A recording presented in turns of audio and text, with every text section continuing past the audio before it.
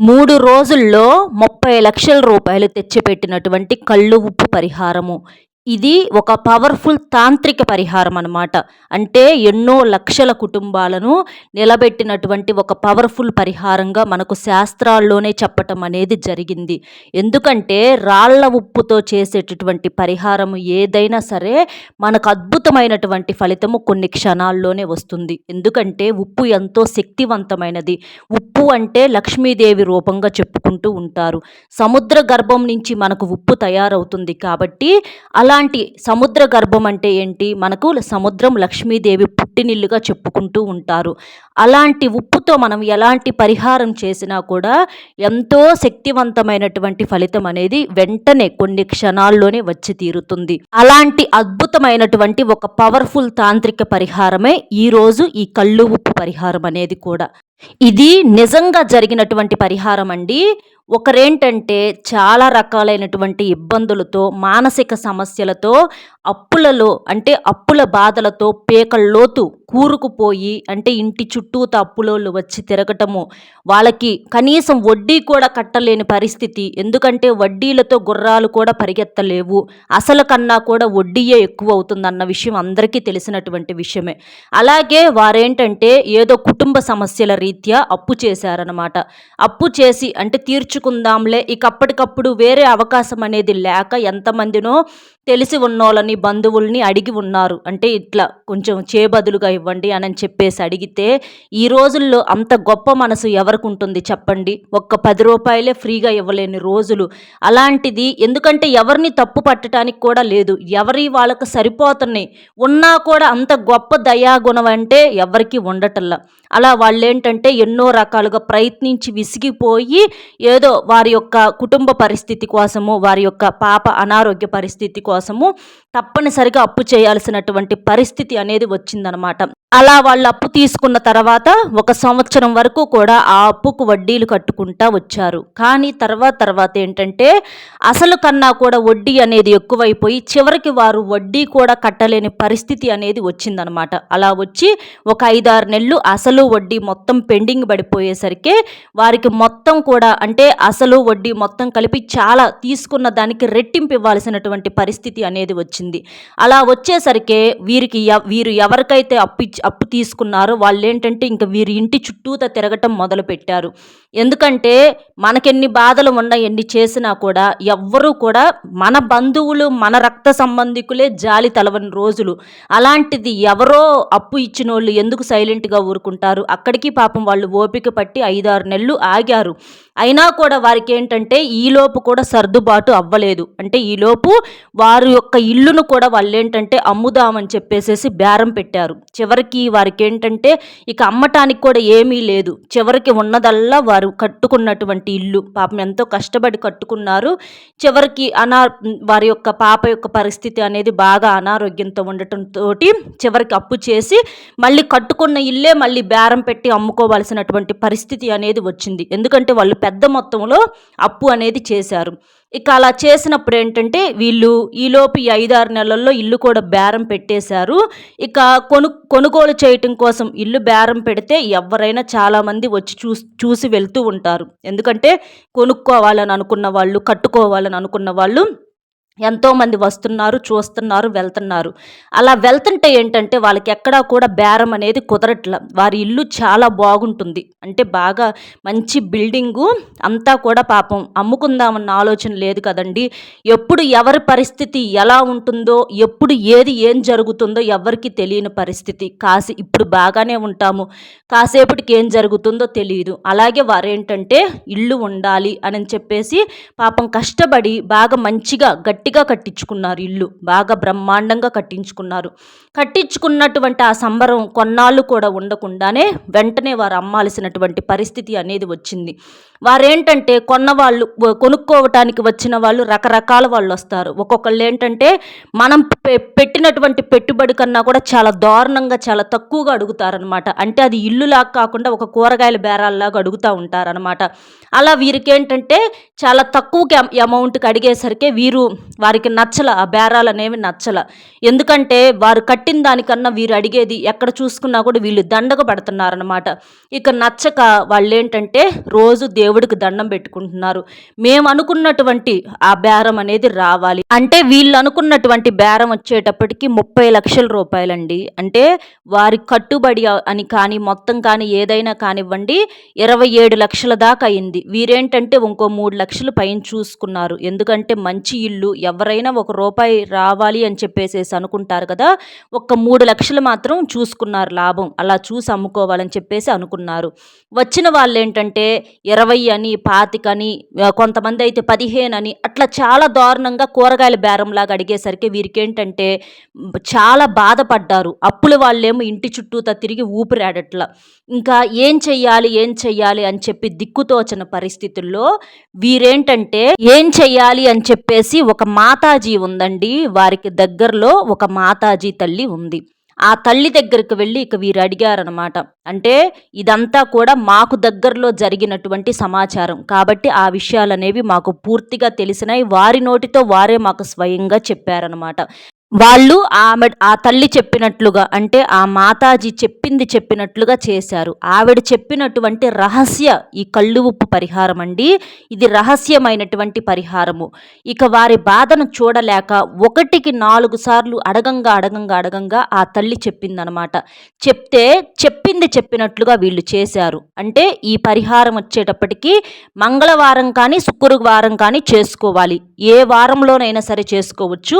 మనకి ప్రతి వారంలో వచ్చేటటువంటి ఏ మంగళవారమైనా వారంలో వచ్చేటటువంటి ఏ శుక్రవారమైనా ఎప్పుడైనా సరే ప్రతి మంగళవారం శుక్రవారం అనేది మీరు ఈ పరిహారం అనేది చేసుకోవచ్చు.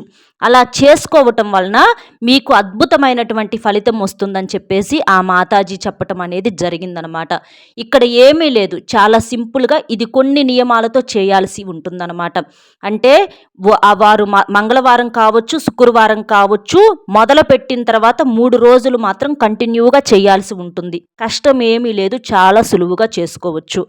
ఉదయాన్నే లేచి ఆ 3 రోజుల్లో ఇంటిని వాకిలిని శుభ్రం చేసుకొని వారికి అవకాశం ఉంటే ఒక చిన్న దీపారాధన అంటే లక్ష్మీదేవి తల్లి ముందల దీపారాధన పెట్టుకొని దీపం వెలిగించి ఒక అరటిపండు అవ్వచ్చు లేదా ఒక చిన్న బెల్లం ముక్క అవ్వచ్చు తమలపాకు మీద దీపం పెట్టేసేసి మందార పువ్వులతో పూజ చేసేసి మీరేంటంటే అక్కడ వారు వచ్చేటప్పటికి ఒక మట్టి ప్రమిద కానీ అంటే మట్టి పాత్ర ఉంటుంది కదా అది కావచ్చు లేదా మనకు మామూలుగా పింగాణి ప్లేట్స్ ఉంటాయి కదండి గ్రీన్ కలర్ ఇవి కానీ అలాంటి పింగాణి ప్లేట్ అవ్వచ్చు లేదా రాగి లేదా ఇత్తడి ప్లేట్ అవ్వచ్చు. ఇట్లా ఈ మూడిట్లో మీకు ఏది అవకాశం ఉంటే అది తీసుకోండి. అంతేగాని స్టీలు ప్లాస్టిక్ మాత్రం వాడకూడదు. ఇది ఒక్కటి గుర్తుంచుకోండి. అలా తీసేసుకొని చేయకూడని 3 రోజుల్లో చేయకూడదు. అంటే ఆడవారు వచ్చేటప్పటికి 5 రోజులు అలాంటప్పుడు చేయకూడదండి. మీకు ఆ పనులు ఏదన్నా ఉంటే అవి పూర్తి చేసుకొని తర్వాత నుంచి మీరు మొదలు పెట్టుకోండి. చేస్తే 3 రోజులు చేయాలి ఆపకుండా.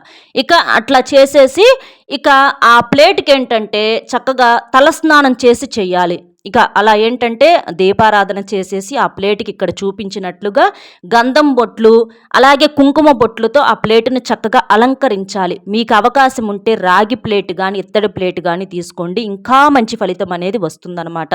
అట్లా ఇంటిని వాకిల్ని కూడా తప్పకుండా శుభ్రం చేసుకోవాలి. అలా చేసుకొని నియమనిష్టలతోటి మనం ఈ పరిహారం చేసుకున్నప్పుడే మనకు ఫలితం అనేది వస్తుంది. అట్లా గంధము కుంకుమలతో ప్లేటును చక్కగా అలంకరించుకోండి.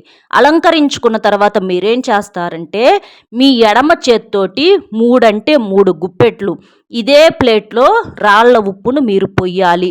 మనం పరిహారం చేస్తున్నాం కాబట్టి ఎడమ చేత్తోటే పొయ్యాలి. ఎడమ చేత్తో మీకు ఎంత గుప్పెడికి ఎంత వస్తుందో అంత 3 గుప్పెట్లు ఆ ప్లేట్లో పోసేసేయండి. అలా పోసేసిన తర్వాత మీరు ఇదంతా కూడా దేవుడి ముందల చెయ్యాలి. లేకపోతే మీ ఇంటికి తూర్పు ముఖంగా కూర్చొనైనా సరే చేసుకోవచ్చు. ఒకవేళ మాకు పూజ చేసే అంత ఓపిక కూడా లేదంటే మీరు ఒంటి స్నానం చేసైనా సరే ఈ పరిహారం చేసుకోవచ్చు. నాన్ వెజ్ అనేది మాత్రం పొరపాటున తినకూడదు, నలుపు రంగు బట్టలు ధరించకూడదు. ఇలాంటి నియమాలు మాత్రం తప్పనిసరిగా పాటించాలి. మంగళవారం శుక్రవారం అద్భుతంగా సిద్ధిస్తుంది.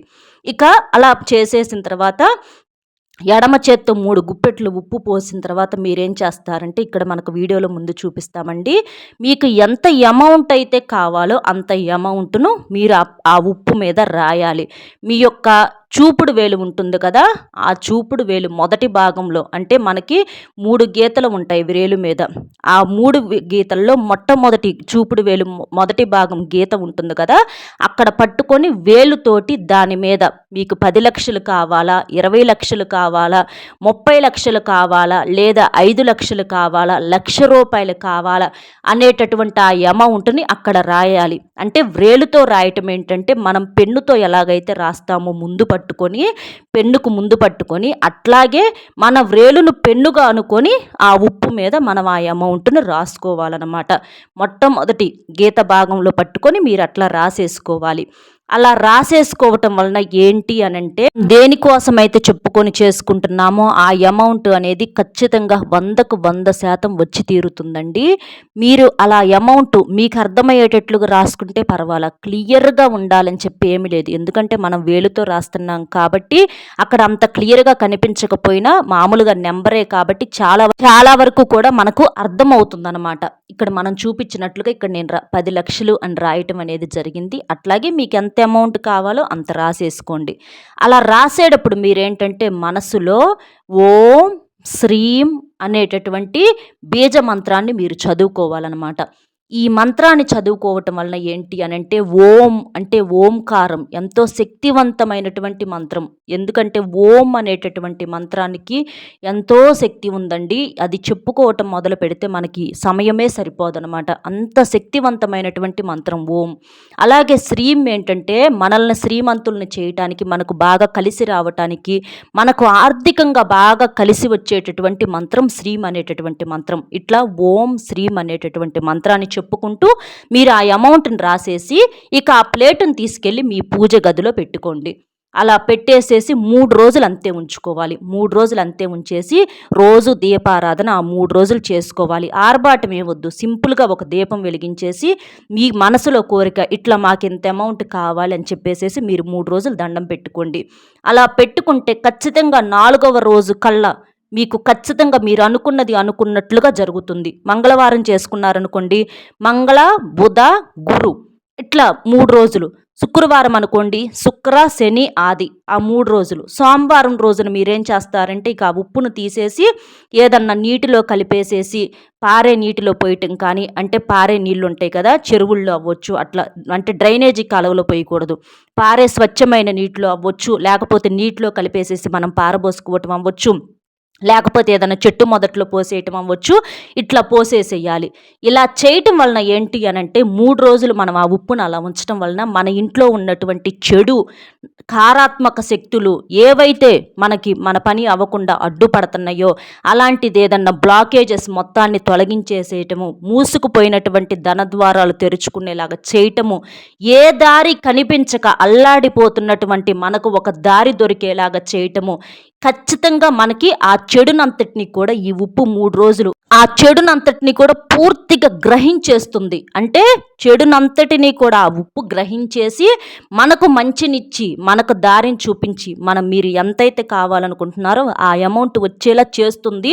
ప్రకృతి యొక్క అనుగ్రహం పుష్కలంగా ఉంటుందండి ఈ పరిహారానికి. ఉప్పు అంటే దైవానుగ్రహము, అలాగే ప్రకృతి యొక్క అనుగ్రహము, లక్ష్మీదేవి యొక్క అనుగ్రహం అనేది కూడా పుష్కలంగా ఉండి మీరు అనుకున్నది అనుకున్నట్లుగా జరుగుతుంది. ఖచ్చితంగా మీ చేతిలో డబ్బు వచ్చి పడుతుంది. అంత శక్తివంతమైన పరిహారం. వాళ్ళు కూడా ఆ మాతాజీ చెప్పినటువంటి పరిహారం ప్రకారం వాళ్ళు అలాగే చేశారు. చేసిన తర్వాత 30 లక్షల రూపాయలు అనుకున్న ఇల్లు 35 లక్షలకు కొనుగోలు చేశారు. చూడండి ఎంత ఆశ్చర్యమో, 35 లక్షలకి ఆ ఇల్లు అమ్ముడు పోవటం అనేది జరిగింది. అంటే 5 లక్షల లాభం కూడా వచ్చింది. ఆ డబ్బుతోటి వారు చక్కగా వారికి ఉన్నటువంటి సమస్య నుంచి బయటపడ్డారు. అప్పులోకి ఇవ్వాల్సిన అమౌంట్ అప్పులోకి ఇచ్చేశారు. ఒక చిన్న ఇల్లు కూడా కొనుక్కున్నారనమాట. అంతకుముందు అమ్మింది పెద్ద ఇల్లు, ఇప్పుడు చిన్న ఇల్లు కూడా కొనుగోలు చేసి సంతోషంగా ఉంటున్నారు. కాబట్టి అంత మన జీవితాన్ని, మన తలరాతను, మన ఊహకు అందని రిజల్ట్ను ఈ ఉప్పు పరిహారం అనేది ఇస్తుంది. చాలా శక్తివంతమైనటువంటి పరిహారం. ఇక్కడ మీరు చేయాల్సిందల్లా ఏంటి అంటే నమ్మకం ఉంచటమే. దీనికి వచ్చేటప్పటికి రూపాయితో రూపాయి ఖర్చు లేదు. మనం చేతులతో మనం స్వయంగా చేసుకుంటున్నాం కాబట్టి 100కు 1000% ఫలితం ఇచ్చి తీరుతుంది. ఇచ్చి తీరిద్ది కూడా. అసలు ఆలోచించాల్సినటువంటి అవసరమే లేదు. ఇది మీరేంటంటే మీకు ఏదన్నా అప్పులు తీరాలన్నా, లేకపోతే మీకు ఎక్కడన్నా ఎవరి దగ్గరన్నా డబ్బు ఇవ్వాల్సి వచ్చి వాళ్ళు వాళ్ళు ఇబ్బంది పెడుతున్నా, లేకపోతే ఏదన్నా కొనుగోలు చేసుకోవాలన్నా, అంటే భూమి అవ్వచ్చు, ఇల్లు అవ్వచ్చు, ఇట్లాంటివి ఏదన్నా కొనుగోలు చేసుకోవాలనన్నా, లేకపోతే తాకట్టులో ఉన్నటువంటి బంగారం విడిపించుకోవటం కోసం కానీ, ఇట్లా మీకు ఏ సమస్య ఉన్నా సరే ఈ పరిహారం చేసుకుంటే ఏ సమస్య నుంచి అయినా సరే చిటికలో బయటపడతారు. అంత పవర్ఫుల్ తాంత్రిక పరిహారం అనమాట.